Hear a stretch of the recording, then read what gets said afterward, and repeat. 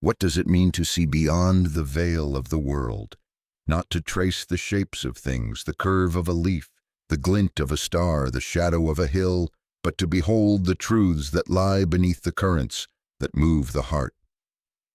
When all else is still in the golden heart of Lothlórien, where the malorn trees weave a canopy of light, Galadriel stood before her mirror, a silver basin cradled by the earth, its waters drawn from a stream that sang of forgotten days, shimmered not with ripples but with visions, fragments of time, echoes of fate, whispers of what was, what is, and what might yet be.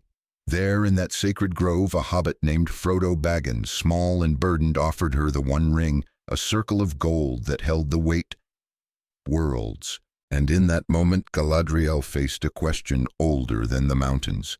What does it mean to see yourself as you are and to turn away from the shadow you could become? The mirror of Galadriel is no simple glass, no tool of craft or sorcery. It is a threshold, a place where the soul stands naked before the vastness of truth. Its waters do not bend to the will of the gazer. They show what they will, and often what they show is pain. Glimpses of joy fade into sorrow, triumphs crumble into ruin, paths chosen vanish into paths forsaken. When Frodo held out the ring, its gleam catching the starlight, Galadriel did not look into the mirror with the certainty of a queen. She looked with the heart of one who had walked through ages, who had seen light fade and beauty break, who knew the cost of choices made in the fire of youth. What she saw was not a single fate, but a multitude, a tapestry of possibilities woven from the threads of her own soul, with the ring at its heart promising to make her whole. To understand what she saw, we must not chase the visions themselves, for they are fleeting like mist on a river. We must journey through the silent places of her heart, through the forests of memory, the valleys of loss, the peaks of hope. We must trace the shape of her choice, not as a tale of battles or heroes, but as a song of the spirit sung in the quiet where fear and faith collide. For Galadriel's refusal of the ring was not a moment but a pilgrimage, a descent into the depths of herself where the light of the past and the shadow of the future waged a silent war.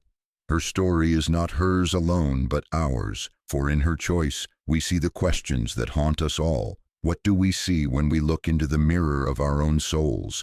And what do we do with what we find? Galadriel was born in a world without shadow.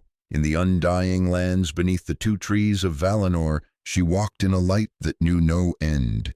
Laurelin's golden fire and Telperian's silver glow wove a harmony that sang of Ilúvatar's will, a beauty so complete it seemed no heart could yearn for more.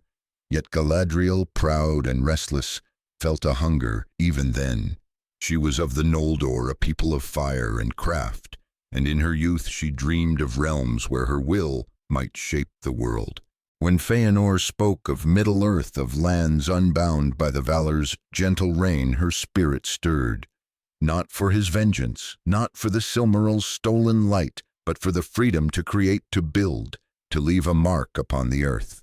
That dream carried her across the sea, through the ice and sorrow of the Helcaraxi, where the Noldor's pride met the world's cruelty. She saw the light of the trees fade, their memory locked in jewels that burned with a fire no hand could hold.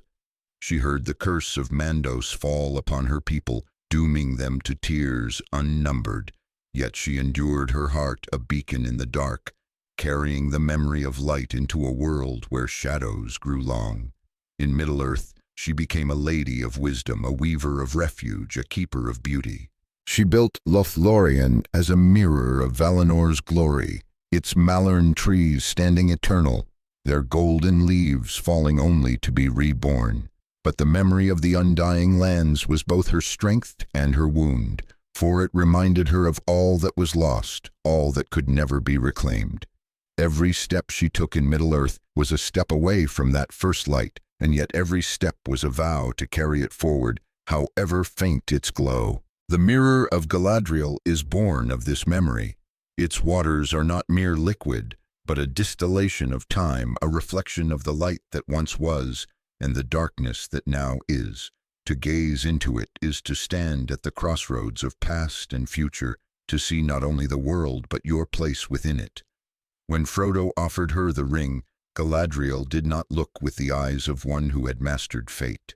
She looked with the eyes of one who had lost paradise, who had seen beauty fade, who knew the weight of choices that could not be undone. The mirror did not show her a simple path, victory, or defeat, glory, or ruin.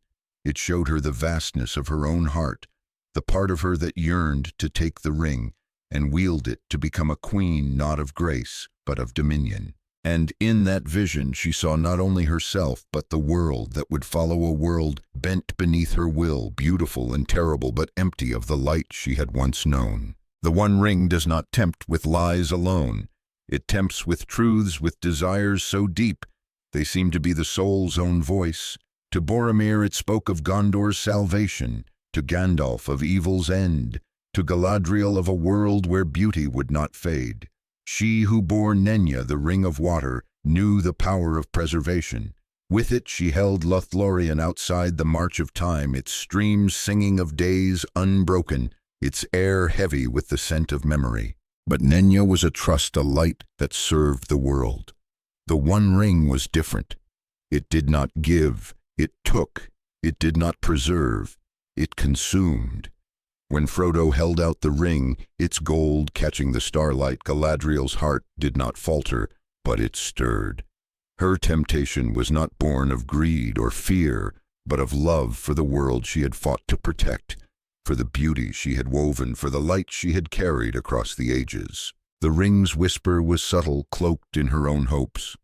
Take me, and you shall be the weaver of fate, the keeper of all that is good. In the mirror she saw that vision unfold, a world of order, of beauty, of her making. She saw herself crowned with the ring's power, her will a law unto the world, her beauty a chain that bound all hearts. In place of a dark lord you would have a queen, she said, her voice rising like a storm, her form radiant and terrible. The air trembled, and Frodo saw not the Lady of Lórien, but a ruler who could unmake the world. Yet the mirror showed her more, not the glory of that reign, but its silence, its emptiness, its cost.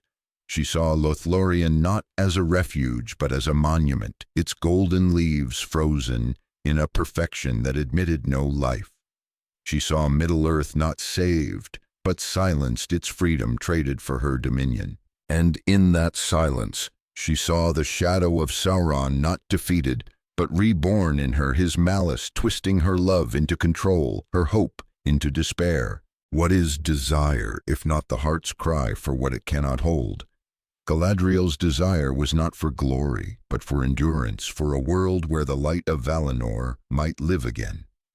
Yet the mirror showed her the truth of that desire. To grasp the ring was to lose the very thing she sought. The ring did not offer salvation. It offered possession, a hollow victory where all was hers, but nothing was free. In the grove, as Frodo watched, her presence seemed to fill the air, her voice to echo like thunder. But within another voice spoke the voice of memory, of the light she had carried, of the losses she had borne. And that voice whispered a different truth.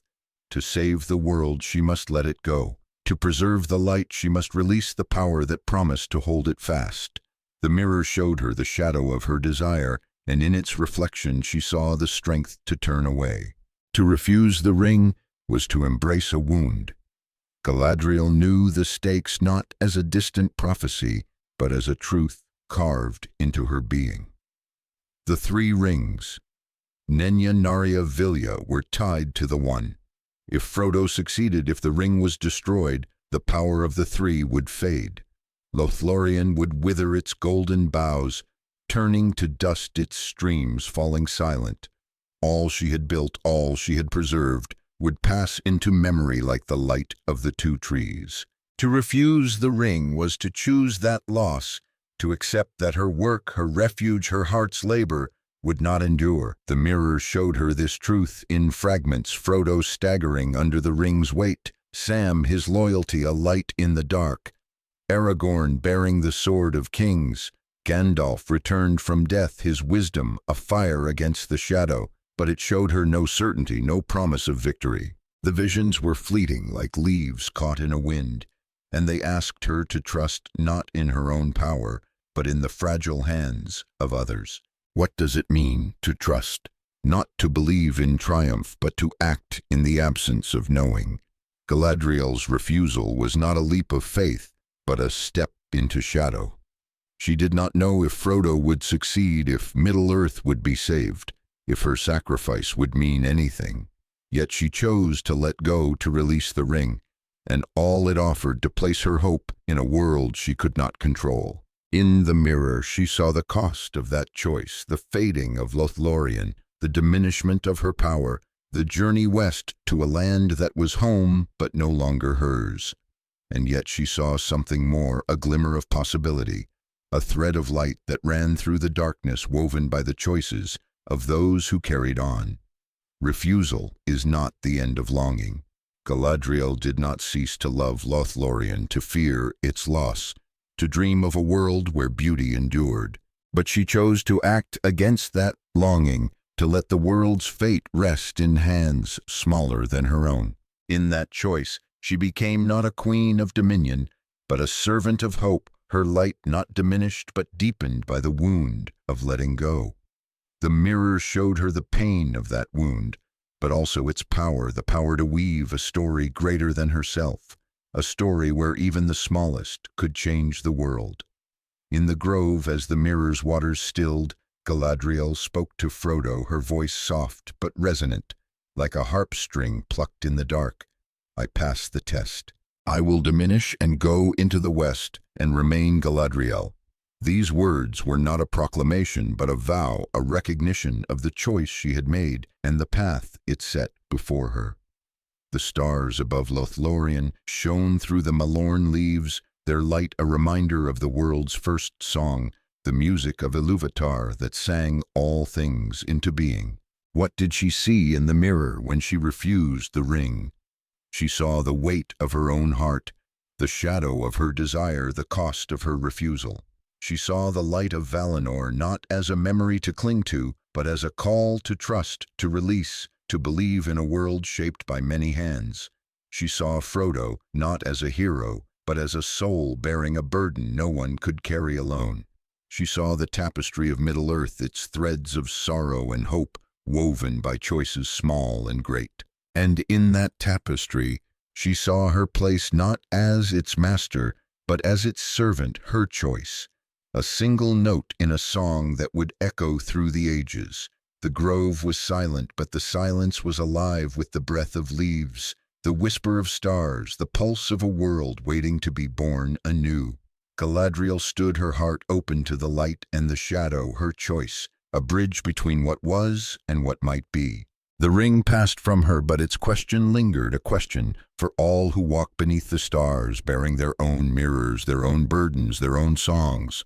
What do we see and what do we choose? The stars above Lothlórien held their breath, their light threading through the golden leaves, as if the world itself paused to mark the weight of Galadriel's choice. She had stood before her mirror, its waters trembling with truths too vast to hold, and turned away from the One Ring's promise. In that refusal she wove a thread into the tapestry of Middle-earth, a thread not of dominion, but of surrender, not of power, but of trust. Yet the song did not end there in the silent grove where the air shimmered with the scent of malorn blossoms. Her choice was but a single note, resonant and clear, that echoed outward, touching lives she would never know, shaping fates she could not see. For what is a choice if not a stone cast into a still pool, its ripples spreading far beyond the hand that threw it? Frodo Baggins, small and weary, stood before her in that grove, the ring heavy upon its chain, a burden that bent his shoulders and dimmed his eyes. He had offered her the ring not out of cunning or despair, but out of a quiet instinct, a recognition that her strength might bear what his could not. Her refusal did not lighten his load, but it changed its meaning. In her eyes he saw not pity, but understanding, a recognition of the wound he carried, a wound she could not heal but would not turn from. When she spoke of diminishing, of going into the west, her voice was not a lament but a vow, and in that vow Frodo glimpsed a truth that even the mightiest must yield, that even the wisest must trust. Her choice became a mirror for his own, not reflecting his path, but illuminating it, showing him that to carry the ring was not to claim it, but to bear it for the sake of others. As Frodo and Sam departed, Lothlórien, the golden boughs fading behind them, they carried more than the gifts of the elves, the lembas, the cloaks, the light of Erendil's star. They carried the weight of Galadriel's refusal, a silent strength that lingered like the echo of a song. The river Anduin bore them southward, its waters gleaming under a sky that seemed to watch, and Frodo felt the ring's voice grow louder, its whispers curling around his heart. "You are alone," it said. "You are weak. The world will break you." Yet in the quiet moments when Sam's steady presence anchored him, Frodo remembered Galadriel's face, not the radiant queen of his vision, but the lady who had chosen to let go. If she who had seen the light of the two trees could refuse the ring's promise, then perhaps he, a hobbit of the Shire, could carry it a little further. Samwise Gamgee, trudging beside Frodo, bore no ring, but his burden was no less heavy. His was the burden of loyalty, of love that asked for nothing but the chance to endure. In Lothlórien he too had looked into the mirror, and what he saw had shaken him, not visions of glory, but of home of the Shire despoiled, its green hills, scarred, its trees felled. The mirror showed him a truth he could not unsee, a call he could not ignore. Yet Galadriel's words to him were not of comfort but of choice. You cannot go back, but you can go on. Her refusal of the ring became a light for Sam, not a beacon to follow, but a star to steer by. She had chosen the world over herself, and in that choice Sam found the courage to choose Frodo over his own heart's longing for home. What is legacy if not the shadow cast by a single act? Galadriel's refusal was not a deed sung in halls or carved in stone, but it lived in the steps of those who walked away from Lothlórien, their hearts shaped by her choice. Far from the Golden Wood, Aragorn, son of Arathorn, led the fellowship through the wilds, his sword heavy with the weight of a crown he did not seek.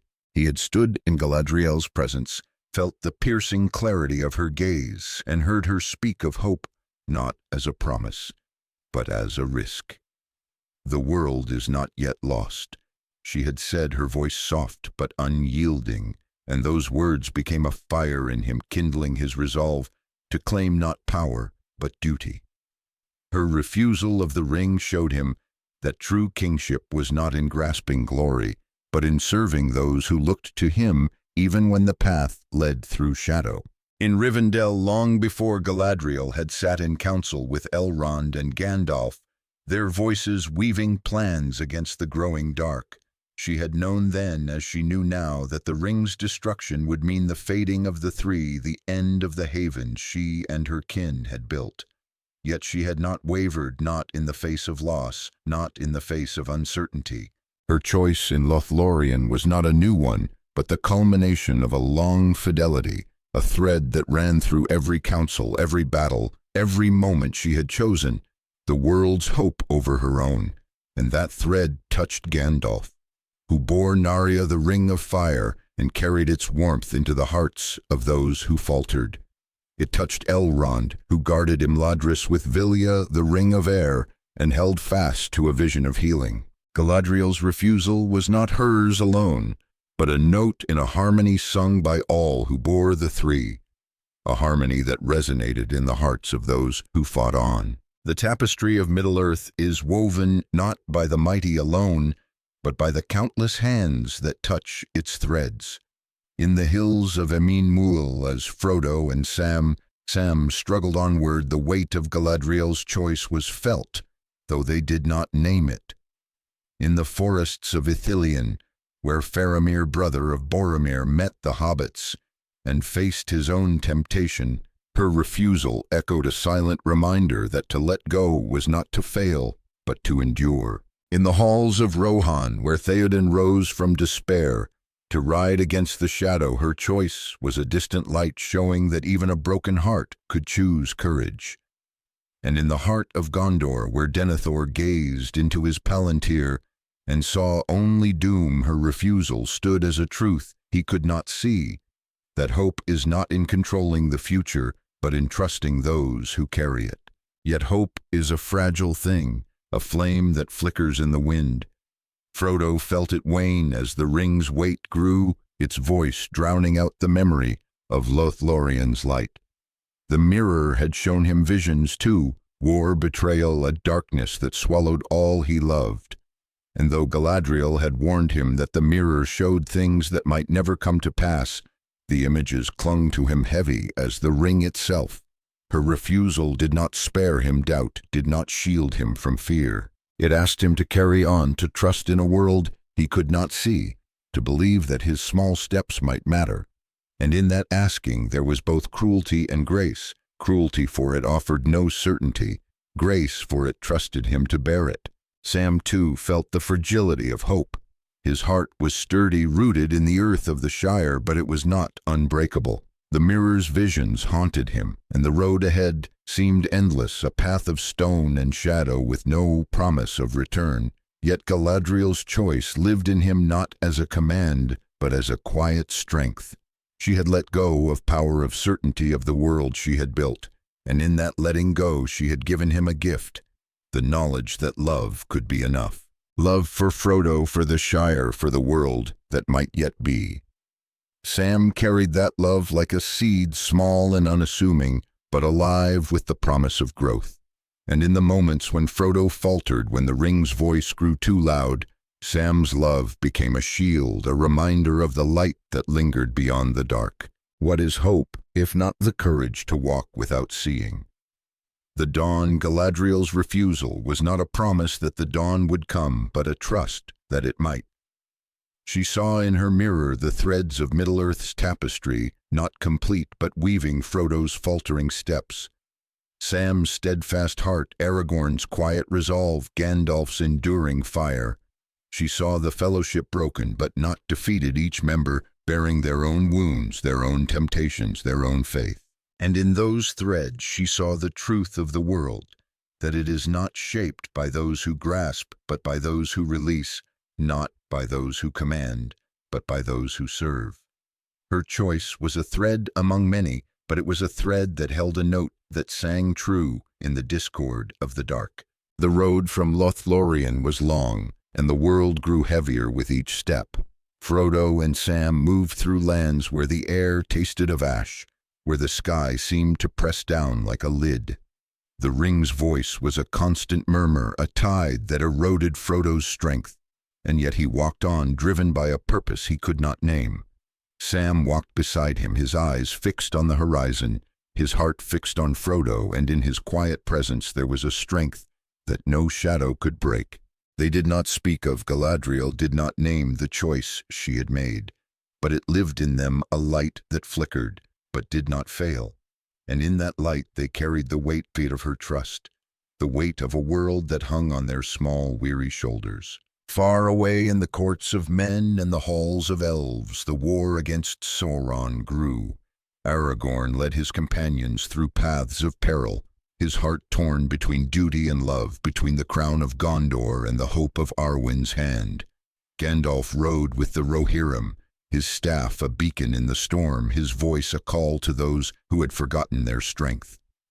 Elrond sent his sons to join the fight, their swords flashing in the twilight, their hearts heavy with the knowledge of what must fade.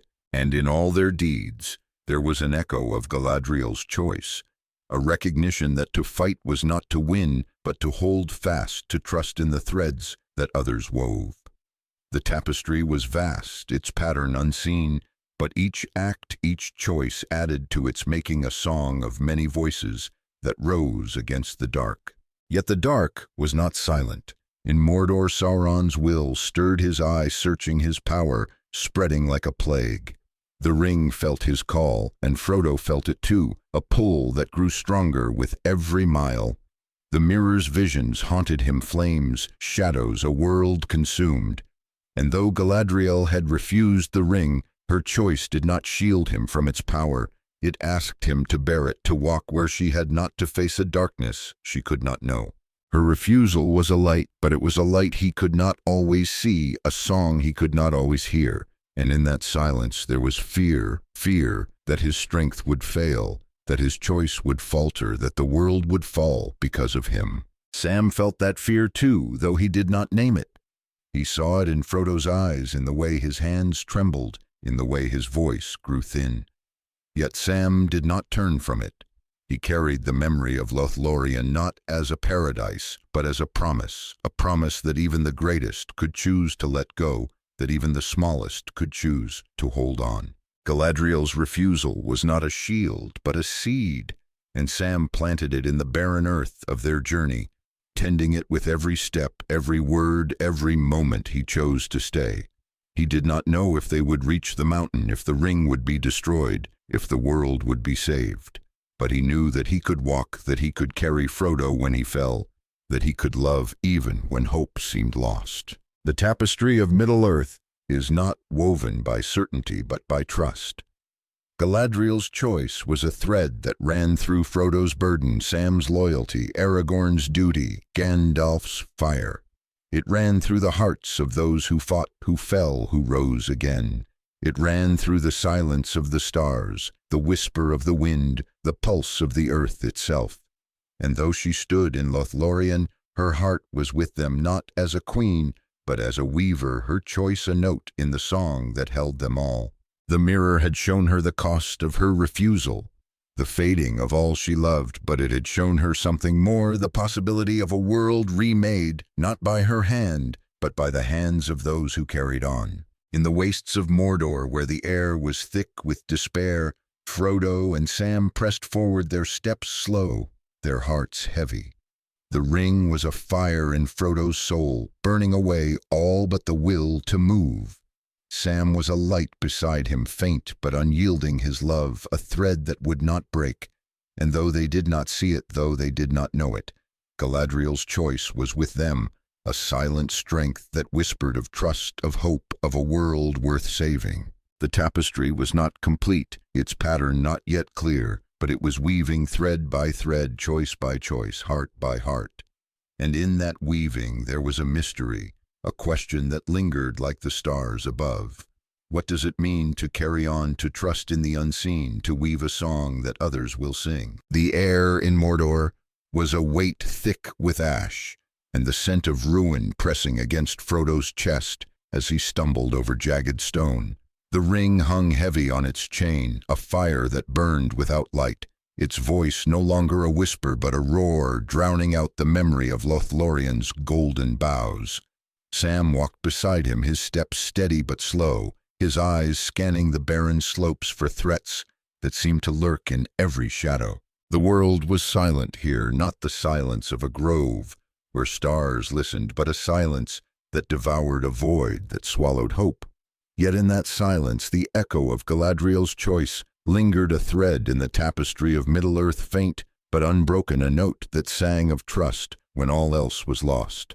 Her refusal of the ring had not spared Frodo. This road had not shielded Sam from its pain, but it had woven a truth into their hearts, that even in the dark there is a light that endures, if only you can remember its name. Frodo's steps faltered, his body bending under a burden that was more than gold. The ring was a presence now, a will that clawed at his own, promising rest, power, salvation, if only he would yield. "You are enough," it said. "Take me and be free." But freedom was a lie, and Frodo knew it, though the knowing cost him dearly. He saw Galadriel's face in his mind, not the radiant queen of his vision, but the lady who had stood before her mirror and chosen to let go. Her choice was a star in his darkness, distant but unyielding, reminding him that to carry the ring was not to claim it, but to bear it for a world he might never see. Yet the star was fading, its light obscured by the smoke of Mordor, and Frodo wondered if he had the strength to follow it, if his heart could hold against the tide that sought to drown him. Sam saw the change in Frodo, the way his eyes grew distant, his voice thin as if the ring were stealing him piece by piece. Sam's heart ached not for himself, but for the friend he loved, the friend who seemed to slip further away with every step. He carried no ring, but his burden was no lighter, a love that asked him to walk where hope was a memory to stand, where despair was a certainty. In the silence of Mordor, Sam heard the echo of Galadriel's words, spoken in the grove where the Lothlórien trees whispered, "You can go on." Her refusal was not a shield, but a seed planted in the barren earth of his heart, and Sam tended it with every glance at Frodo, every word of encouragement, every moment he chose to stay. He did not know if they would reach the mountain, if the ring would be destroyed, if the Shire would ever be green again. But he knew he could walk, and that was enough. The tapestry of Middle-earth is not woven by light alone, but by the shadows that test it. Far from Mordor's wastes, Aragorn stood on the plains of Rohan, his sword stained with the blood of orcs, his heart heavy with the weight of a world that looked to him. The Hornburg had held Helm's Deep, a flicker of hope in the dark, but the war was far from won. Gandalf rode beside him, his white cloak a beacon, his voice a fire that kindled courage in those who faltered. Yet even Gandalf, who had faced death and returned, felt the shadow of doubt, the knowledge that the ring's fate lay not in their hands, but in the small, weary hands of a hobbit. Galadriel's choice was a light for them, not a promise of victory, but a reminder that the greatest strength lies in trust, in the willingness to fight for a dawn you may not see. In Gondor, the city of stone stood defiant, its white tower gleaming under a sky bruised with storm. Faramir, who had met Frodo and Sam in Ithilien, carried the memory of their meeting like a wound and a gift. He had seen the ring, felt its pull, and let it pass, guided by a truth he could not name. Galadriel's refusal, though he did not know, it was a thread in that truth, a whisper that to release was not to fail, but to endure. His father Denethor saw no such truth, his eyes clouded by the Palantir's lies, his heart consumed by a despair that admitted no hope. Yet Faramir chose differently, not because he was stronger, but because he trusted in Frodo, in the world, in the possibility of a light beyond the dark. Galadriel's choice was not his, but it lived in him, a silent strength that held when all else crumbled. The silence of Mordor was not empty. It was alive with the ring's will, with Sauron's gaze, with the fear that gnawed at Frodo's soul. He saw visions now, not in a mirror, but in the darkness behind his eyes, flames, shadows, a world consumed. The ring showed him what it wished, twisting his fears into truths, promising that his failure was certain, that his burden was too great. Yet in those visions, there was another voice, faint but persistent, a voice that spoke of Lothlórien, of starlight, of a lady who had seen her own shadow and turned away. Galadriel's refusal was not a spell to banish the ring's power, but a memory to hold against it, a reminder that even the mightiest could choose the world over themselves. Frodo clung to that memory, though it cost him everything, his strength, his joy, his sense of self. Sam heard no visions, but he felt the silence, heavy and oppressive, a weight that threatened to crush them both. He spoke to Frodo not of hope, but of stories, of the Shire of Bilbo, of the tales that would be told if they succeeded. His words were a thread in the tapestry, small but vital, weaving a pattern that Frodo could not see. Galadriel's choice was in those words, not as a command, but as a truth that the world is worth fighting for, even when you cannot see the end. Sam's voice was a light in the dark, not bright but steady, and in its glow, Frodo found the will to take another step, to bear the ring a little longer, to trust in a purpose he could barely remember. What is faith if not the act of walking in the dark? Galadriel's refusal was a thread of faith, not in certainty but in possibility. She had seen in her mirror the fragility of the world, the threads that might break the paths that might lead to ruin. Yet she had chosen to trust, to let go, to believe in the hands that carried her hope. That trust lived in Frodo's faltering steps, in Sam's quiet love, in Aragorn's steadfast duty, in Gandalf's enduring fire. It lived in the Rohirrim, who rode to Gondor's aid, their horns a cry against despair. It lived in the Ents who woke from their slumber to break the chains of Isengard. It lived in the countless souls who chose to fight, not because they knew they would win, but because they knew the world was worth saving. The tapestry is not woven by the great alone, but by the unseen, the unheard, the forgotten. In the Shire, Merry and Pippin, small and far from home, found courage they did not know they had. Merry stood with Éowyn on the Pelennor fields, his blade striking the Witch King, a deed no song could have foretold.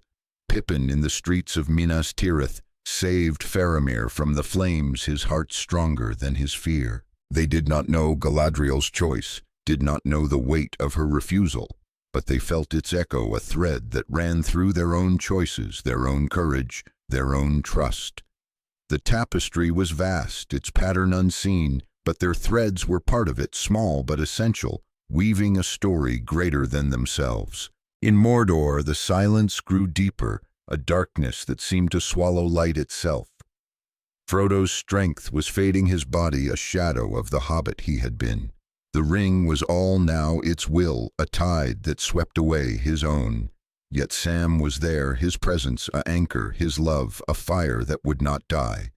When Frodo fell, Sam carried him, his arms trembling but unyielding, his heart fixed on a purpose he could not name.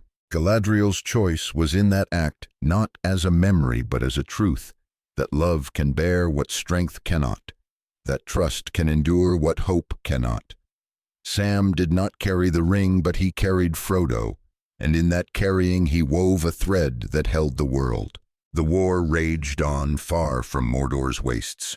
In Gondor, the gates of Minas Tirith trembled under Sauron's assault, the air thick with the cries of men and the clash of steel. Aragorn led the armies of the west, his banner alight in the storm, his heart heavy with the knowledge that their fight was a diversion, a desperate bid to draw Sauron's eye from Frodo. Gandalf stood beside him, his staff aflame, his voice a call to those who wavered. They did not know if Frodo lived, if the ring was near its end, but they fought trusting in the threads they could not see. Galadriel's choice was in their fight, a silent strength that whispered of sacrifice, of trust, of a world worth dying for. The silence of Mordor was not absolute. There were sounds, Frodo's ragged breath, Sam's quiet words, the crunch of stone under their feet. And there was another sound, faint but growing, a tremor in the earth, a whisper of something vast and terrible. The mountain loomed ahead, its fires aglow against the sky, its presence a weight that matched the rings. Frodo felt it, a pull that was not the rings alone, but something deeper, older, a call to the heart of the world. The mirror's visions haunted him, flames, shadows, a world consumed, and he wondered if they were truths, if his journey was doomed, if his choice would break the world. Yet Galadriel's refusal was there, a star in the dark, reminding him that to choose was to trust, to walk, was to hope, to bear, was to love. Sam felt the mountain too, its heat a threat, its shadow a promise of pain. He spoke to Frodo not of the mountain, but of the Shire of Roses in bloom of ale by the fire of stories that would outlive them. His words were a thread weaving a pattern that held against the dark. Galadriel's choice was in those words, a truth that love is not a shield, but a seed planted in the barren earth, growing in the silence. Sam did not know if they would reach the fire, if the ring would be destroyed, if the world would be saved. But he knew he could carry Frodo, and that was enough. The tapestry of Middle-earth is woven by silence as much as by voice. Galadriel's refusal was a silent act, a choice made in the quiet of her heart, yet it spoke to the world. It spoke to Frodo, who bore the ring's weight, to Sam, who bore Frodo's pain, to Aragorn, who bore a king's duty, to Gandalf, who bore a wizard's fire. It spoke to the men, elves, and dwarves who fought, to the hobbits who stood, to the world that waited. And in that speaking there was a mystery, a question that lingered like the mountain's fire. What does it mean to trust in the silence, to weave in the dark, to sing when the world is still? The mountain loomed before Frodo and Sam, its jagged peak, a wound against the sky, its fires pulsing like the heartbeat of a dying world. The air was a furnace thick with sulfur and despair, each breath a struggle against the weight of Mordor's malice. Frodo crawled now, his hands scraping the ash-strewn stone, the ring, a chain that bound his soul to its will. Its voice was no longer a whisper or a roar, but a tide, relentless and all-consuming, drowning out the stars, the wind, the memory of light. Sam was beside him, his face etched with dust and sorrow, his arms reaching to steady Frodo when he faltered. The silence of the mountain was absolute, a void that swallowed sound and hope. Yet within it, the echo of Galadriel's choice lingered, a thread in the tapestry of Middle-earth, faint as a dying ember, but alive with the truth that sacrifice is not the end, but the beginning of a song that others might sing. Frodo's eyes were hollow, his body a shadow of the hobbit who had laughed in the Shire's green fields. The ring was everything now, its weight a universe, its will a fire that burned away his own. "Claim me," it said, "and you will be whole." The temptation was not power, not glory, but release, a promise to end the pain, to silence the fear, to make the world still. Yet in the depths of that temptation there was a flicker, a memory of Lothlórien, of Galadriel standing before her mirror, her face serene but wounded, her voice soft as she spoke of diminishment. She had seen the ring's promise, had felt its pull, and had let it go, choosing the world over herself. That choice was a star in Frodo's darkness, a light he could barely see, but one he clung to, though it cost him his strength, his joy, his very sense of self. Sam saw the fire in Frodo's eyes, not a fire of hope, but of torment, and his heart broke anew with every step.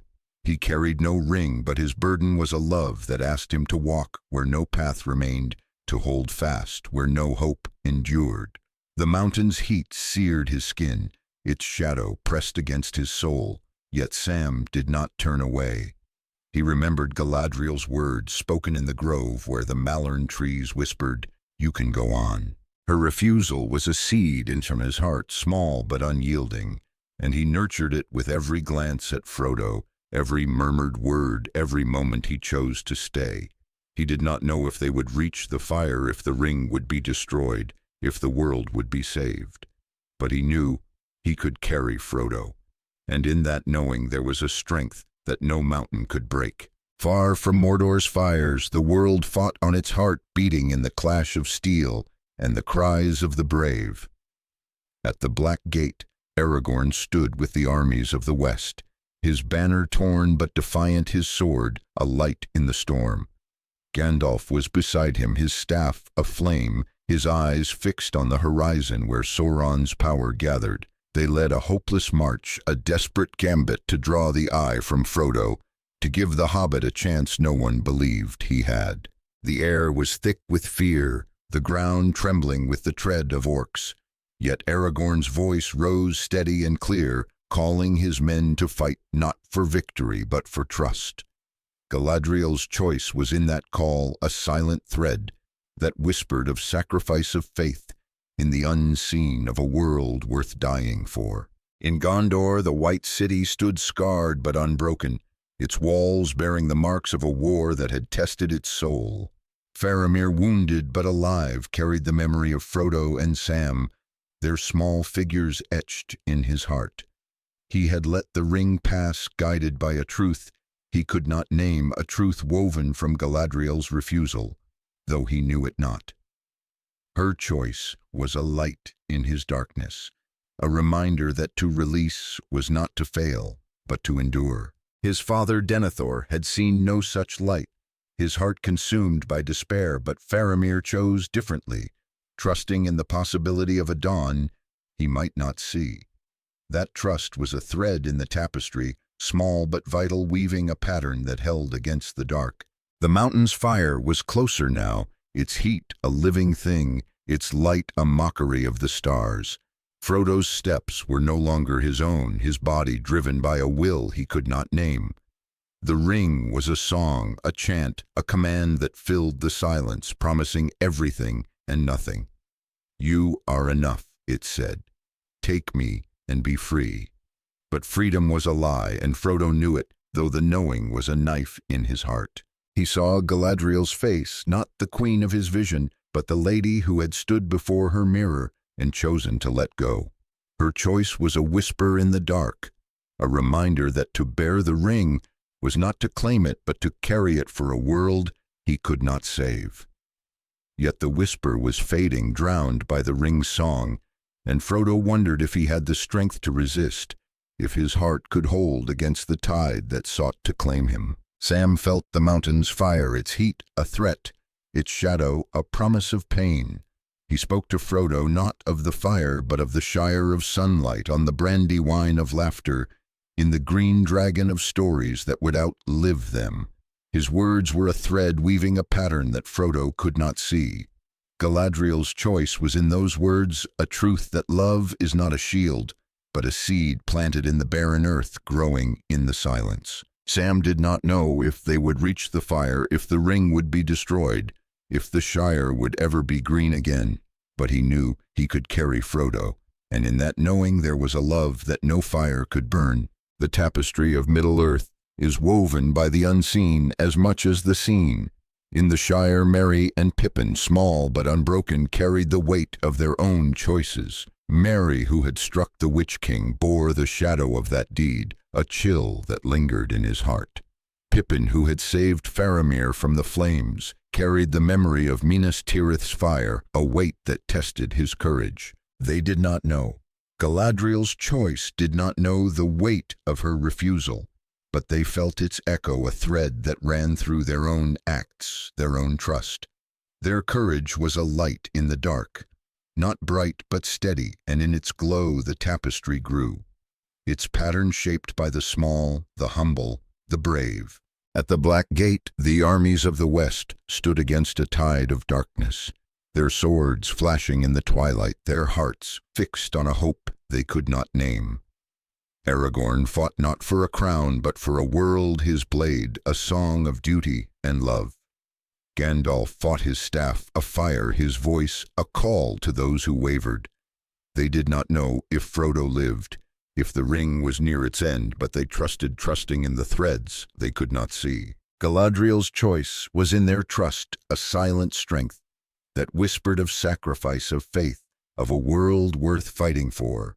The air was thick with the cries of battle, the ground stained with blood, yet in that chaos there was a harmony, a song of many voices that rose against the dark. The mountain's fire was a roar now, its light a blade that cut through the silence. Frodo stood at the edge of the chasm, the ring a sun in his hand, its will a storm that swept away his own. The temptation was absolute, a promise to end the pain, to make the world his, to be free. "Claim me," it said, "and you will be whole." But wholeness was a lie, and Frodo knew it, though the knowing was a wound that bled his soul. He saw Galadriel's face, her eyes piercing the dark, her voice soft as she spoke of diminishment. Her choice was a star, a light he could barely see, but one he reached for, though it cost him everything. Yet the ring's song was louder, its fire brighter, and Frodo's hand trembled, the choice before him, a precipice no heart could cross alone. Sam stood beside him, his breath ragged, his eyes fixed on Frodo. He did not speak now, for words were not enough. His love was a presence, a thread that held against the fire, a seed that grew in the silence. Galadriel's choice was in that love, a truth that sacrifice is not the end, but the beginning. Sam did not know if Frodo would choose, if the ring would fall, if the world would be saved. But he knew he could stand, and in that standing there was a strength that no fire could burn. He reached for Frodo, not to take the ring, but to hold him, to anchor him, to remind him of the world beyond the fire. The tapestry of Middle-earth is woven by choice, not by certainty. Galadriel's refusal was a choice, a thread that ran through Frodo's struggle. Sam's love, Aragorn's duty, Gandalf's fire.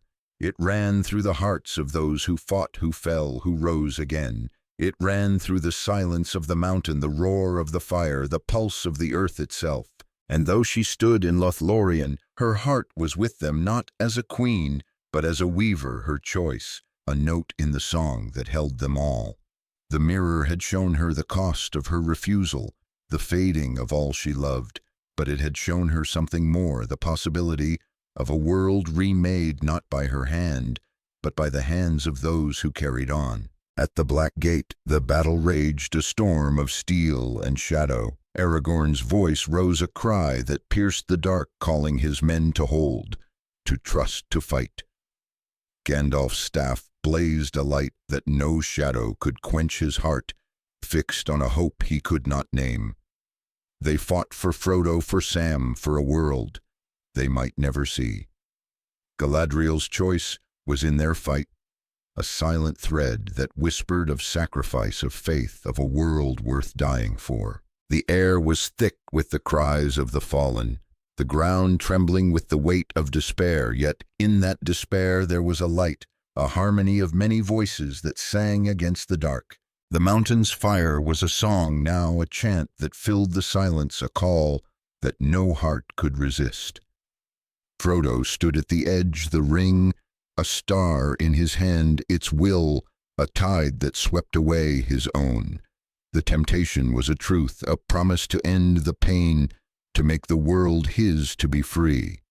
Claim me, it said, and you will be whole. But wholeness was a lie, and Frodo knew it, though the knowing was a wound that broke his soul. He saw Galadriel's face, her eyes alight in the dark, her voice a whisper of trust. Her choice was a star, a light he could barely see, but one he reached for, though it cost him everything. Yet the ring's song was louder, its fire brighter, and Frodo's hand trembled, the choice before him a fire no heart could face alone. Sam stood beside him, his breath a prayer, his eyes a vow. He did not speak, for words were not enough. His love was a thread, a seed, a light that held against the fire. Galadriel's choice was in that love, a truth that sacrifice is not the end, but the beginning. Sam did not know if Frodo would choose, if the ring would fall, if the world would be saved. But he knew he could stand, and in that standing there was a love that no fire could burn. He reached for Frodo, not to take the ring, but to hold him, to anchor him, to remind him of the world beyond the fire. And in that moment the tapestry trembled, its threads stretched to breaking its song, poised on the edge of silence, waiting for a choice that would echo through the ages. The fire of Mount Doom roared a primal song that shook the earth, its light a blade that pierced the darkness of Mordor's sky. Frodo stood at the edge of the chasm, the one ring a burning star in his hand, its will a storm that consumed his own. Sam was beside him, his breath a silent vow, his love a thread that held against the fire. The moment was a precipice, a choice that hung like a single note in the tapestry of Middle-earth, trembling on the edge of silence. Galadriel's refusal, a distant star in the grove of Lothlórien, shone faintly in Frodo's heart, a whisper of trust, of sacrifice, of a world worth saving. Yet the ring's song was louder, its promise absolute, and Frodo's voice broke the silence not with surrender, but with defiance. I do not choose to do this. The ring claimed him, and the tapestry trembled, its threads stretched to breaking as the world held its breath. But the tapestry is not woven by choice alone, nor by the strength of a single heart.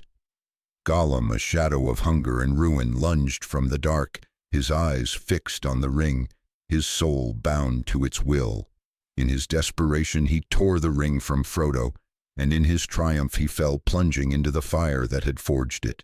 The mountain roared its flames, consuming the ring, its power unmade in a single shattering moment. The earth shook, the sky wept ash, and Sauron's will collapsed, a tower of shadow crumbling into dust. Frodo and Sam staggered from the chasm, their bodies broken, their hearts raw yet alive, carried by a love that had endured where strength had failed. Galadriel's choice was in that love, a seed planted in the silence, a light that held against the dark, a truth that sacrifice is not the end, but the beginning of a song that echoes beyond the fire. The air cleared the silence of Mordor, broken by the cry of eagles, their wings a promise of salvation. Gwaihir bore Frodo and Sam from the mountain's ruin, their small forms cradled against the wind, their eyes fixed on a sky that seemed to breathe again. Far away at the Black Gate, Aragorn and Gandalf stood amidst the wreckage of battle, their swords still, their hearts lifted by a sudden lightness, a sense that the shadow had passed. The armies of the West wept not for victory, but for the cost, for the threads that had held for the world that might yet heal. Galadriel's refusal was in that moment a thread that ran through the fire, through the battle, through the love that had carried Frodo and Sam to the end. It was a silent strength, a whisper of trust that had woven a pattern no shadow could break. In Lothlórien, the Malorn trees stood quiet, their golden leaves falling like tears. Galadriel felt the ring's destruction not as a vision, but as a wound and a release. Nenya's power faded, its light dimming in her hand, and with it the timeless beauty of her realm began to unravel. She stood by her mirror, its waters still reflecting only the stars above, and in their light she saw the cost of her choice, the fading of all she had built, the journey west, to a land that was home but no longer hers. Yet she saw something more, the world remade, not by her hand, but by the hands of those who had carried her trust. Frodo, Sam, Aragorn, Gandalf. Their threads had held their choices, had woven a pattern that endured. Her refusal was a note in that pattern, a song that lingered in the silence, a light that shone beyond the dark. What is healing, if not the act of bearing the wound? Frodo and Sam returned to the Shire, their hearts heavy with a joy they could not hold. The fields were green, the rivers bright, yet the Shire was not the home they had left. Frodo bore scars no eye could see, wounds that ached in the quiet moments, memories of the ring's fire that no peace could quench. Sam planted the seed Galadriel had given him, and a Malorn tree grew in Hobbiton, its silver bark a reminder of Lothlórien, its leaves a whisper of her choice. Yet even that beauty could not heal Frodo's heart. He had carried the ring, had borne its weight, had faced its temptation, and though he had not claimed it, its shadow lingered, a silence that no song could fill. Sam too bore wounds, though his were softer, woven with love. He married Rosie, built a home, raised children, and in their laughter he found a light that eased the dark. Yet he never forgot Frodo's pain, never ceased to carry him in his heart. Galadriel's choice was in that love, a truth that sacrifice is not a shield, but a seed growing in the silence, bearing fruit in the lives of others. Sam's life was a thread in the tapestry, small but vital, weaving a pattern that held the Shire together, a song of home that echoed beyond the mountain's fire. He did not know the full weight of Galadriel's refusal, did not know the cost she had paid, but he felt its echo, a light that guided him through the years, a trust that love could endure where hope faltered. In Gondor, Aragorn took up the crown not as a conqueror, but as a steward, his heart fixed on a world that might heal. Arwen stood beside him, her choice to remain a wound and a gift, her love a light that no shadow could dim. Their reign was a thread in the tapestry woven with duty and sacrifice, a pattern that held against the dark. Galadriel's refusal was in their choice, a silent strength that whispered of trust, of faith, of a world worth saving. They did not know, her heart did not know the vision she had seen, but they felt her light, a star that shone in the twilight, guiding them through the years of rebuilding, of healing, of hope. Gandalf, too, felt the tapestry's pattern, his heart lightened by the ring's end, yet heavy with the knowledge of what must fade. He had borne Narya, the ring of fire, and with its power gone, he felt the weight of his long journey. Yet he smiled, his eyes bright with a joy that no shadow could quench. Galadriel's choice was in that joy, a truth that sacrifice is not the end, but the beginning. He had fought, had fallen, had risen, and in every act he had woven a thread that held the world together. He did not speak of her refusal, did not name the cost she had paid, but he felt its echo, a light that lingered in the silence, a song that carried him west to the shores of Valinor. The tapestry of Middle-earth is not complete, its pattern never fully seen. In the Shire Merry and Pippin grew old, their courage a legend, their laughter a light that no shadow could dim. They did not know Galadriel's choice, did not know the weight of her refusal, but they felt its echo, a thread that ran through their own acts, their own trust. In Rohan, Éowyn, and Faramir built a life, their love a healing for wounds no sword could mend. In the forest, the Ents walked, their voices a song of time, their steps a rhythm that held the earth. And in every heart, in every choice, there was a thread, small but vital, weaving a pattern that endured beyond the fire, beyond the dark, beyond the silence. Frodo's heart could not stay in the Shire. The wounds he bore were too deep, the memories too heavy. He sailed west to the undying lands, seeking a peace he could not find in the world he had saved. Sam stood at the Grey Havens, his eyes wet, his heart breaking yet full. He did not sail, for his thread was woven in the Shire, in the lives he would touch, in the stories he would tell. Galadriel was there, her presence a light in the twilight, her eyes fixed on the sea. She sailed too, her journey a fulfillment of her choice, a return to the light she had carried through the ages. Her refusal was a star in the sky, a note in the song, a thread in the tapestry that held them all. What is legacy, if not the light that lingers when the fire fades? Galadriel's choice was not a deed sung in halls, but a truth that lived in the world. It lived in Frodo's sacrifice, in Sam's love, in Aragorn's duty, in Gandalf's fire. It lived in the Shire's green fields, in Gondor's white towers, in the songs of the elves that faded into memory. It lived in the silence, in the stars, in the breath of a world that endured. The mirror had shown her the cost of her refusal, the fading of Lothlórien, the loss of all she loved, but it had shown her something more, the possibility of a world remade, not by her hand, but by the hands of those who carried on. Her choice was a seed planted in the silence, growing in the dark, bearing fruit in the lives of others. The sea stretched before the Grey Havens, its waves a song that spoke of endings and beginnings. Frodo stood on the ship, his eyes fixed on the horizon, his heart lightened by a peace he could not name. Sam stood on the shore, his hand raised, his love a thread that would not break. Galadriel stood beside Frodo, her presence a star, her silence a vow. The ship sailed its sails, catching the wind, its path a light that pierced the twilight. And in that moment the tapestry was not complete, but it was enough, a pattern woven by sacrifice, by trust, by love. The world was not whole, but it was healing, its threads held by hands that had chosen to let go, to carry on, to sing. The stars above the sea shone bright, their light, a memory of the world's first song, the music of Ilúvatar that sang all things into being.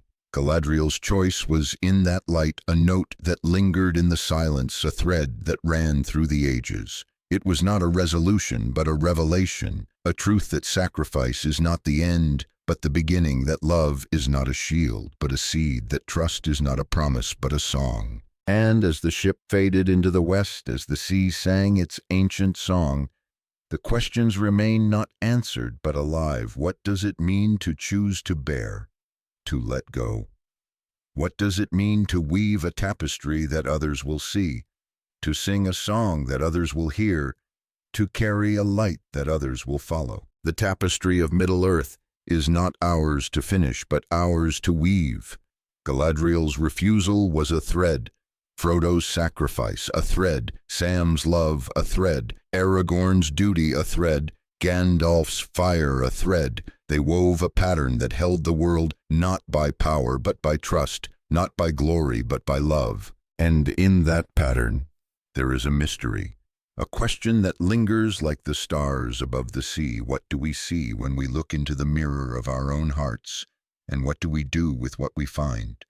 The song fades, but it does not end, its notes carried by the wind, its light woven into the silence, its truth alive in the world that remains.